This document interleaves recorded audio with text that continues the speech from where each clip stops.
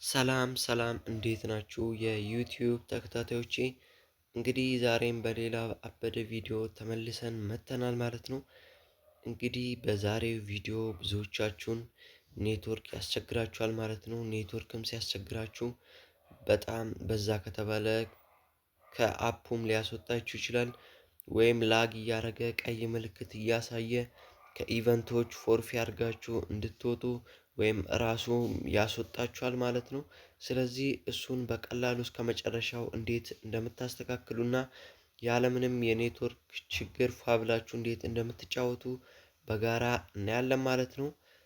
እንግዲህ ሌላኛው ብዙዎቻችሁ ስትጠይቁኝ የነበረው ክላን ተከፍቷል ማለት ነው። እንግዲህ አሁን ብዙዎቻችሁ ቢያንስ ትንሽ ቀን ስለቀረው ሌሎች ክላኖች ላይ አሪፍ ሰብስባችሁ ይሆናል ማለት ነው። እሱን አቋርጣችሁ ከምትመጡ የተከፈተ ቴሌግራም ቻናል አለ። እዚህ ጋር የፕሮፋይል ምልክቴን ነክታችሁ ወደ ቴሌግራሜ ውስጥ ወደ ዩቲዩብ ውስጥ ከገባችሁ በኋላ ቴሌግራም ሊንክ ብሎ ተጽፎ እሱ ጋር ሊዮናት የሚል ሊንክ አለ ማለት ነው። እሱም በመንካት ቀጥታ ቴሌግራሜን ሄዳችሁ ጆይን ብላችሁ ይሄኛው ዙር ሲያልቅ ወደኛ ክላን ውስጥ መቀላቀል ትችላላችሁ ማለት ነው። እንግዲህ ቴሌግራማችን ሊሚት ስላለው ሰው ከሞላ በኋላ መግባት ስለማትችሉ አሁን መግባታችሁ እንዳይረሳ ማለት ነው። እንግዲህ 500 ሰብስክራይበር ገብተናል። ሁላችሁንም ከልብ አመሰግናለሁ። አሁንም ለዚህ የዩቲዩብ ቻናል አዲስ ከሆናችሁ ሰብስክራይብ ማድረግና ይህን ቪዲዮ ላይክ ማድረጋችሁ አይረሳ። ወደ ዛሬው ቪዲዮ እንሄዳለን።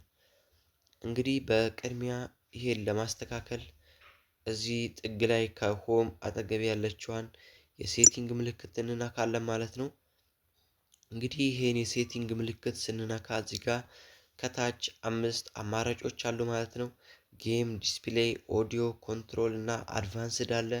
የሁሉንም ሴቲንግ ማስተካከልና ጥቅሙን ከፈለጋችሁ ቪዲዮ ተለቋል፣ ወደ ታች ወርዳችሁ ማግኘት ትችላላችሁ ማለት ነው። ስለዚህ እኛ ከዚህ ውስጥ አድቫንስድ የሚለው ውስጥ ነው የምንገባው ማለት ነው። እንግዲህ ብዙ ጊዜ ዲኤልኤስ ውስጥ ወሳኝ ሴቲንጎች ያሉት እዚህ ውስጥ ነው ማለት ነው። ዋና ዋናዎቹ እዚህ ጋር 3 አሉ ማለት ነው። አድቫንስድ አለ፣ ፕሮፋይል አለ፣ ኢንፎርሜሽን አለ ማለት ነው።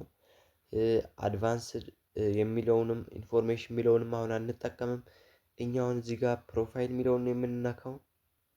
ከዛም ፕሮፋይል የሚለው ውስጥ ደግሞ ግራፊክስ ኦፕሽን የሚል አለ ማለት ነው። እዚህ ጋር የምታዩትን ግራፊክስ ኦፕሽን የሚለውን ነው የምንነካው ማለት ነው።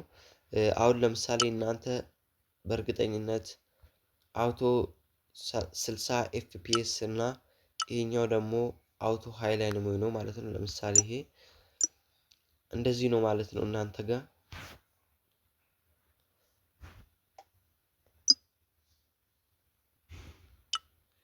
ይሄኛው እናንተ ጋር በዚህ መልኩ ነው ማለት ነው ያለው።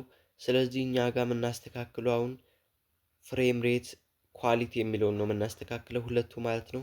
ይሄ ትራብል ሹቲንግ የሚለው ዲኤልኤሳችን አንዳንድ ሴቲንጎች ማይነኩልን የሚያስቸግሩን ከሆነ ነው እዚህ ጋር ሪፖርት የምናደርገው ማለት ነው። ወይም ደግሞ አንዳንድ የአፕሊኬሽን ውስጥ ለመጫወት ልገቡ ስትሉ ትራብል ሹቲንግ ፕሮብሌም እያለ አያስገባችሁ ማለት ነው።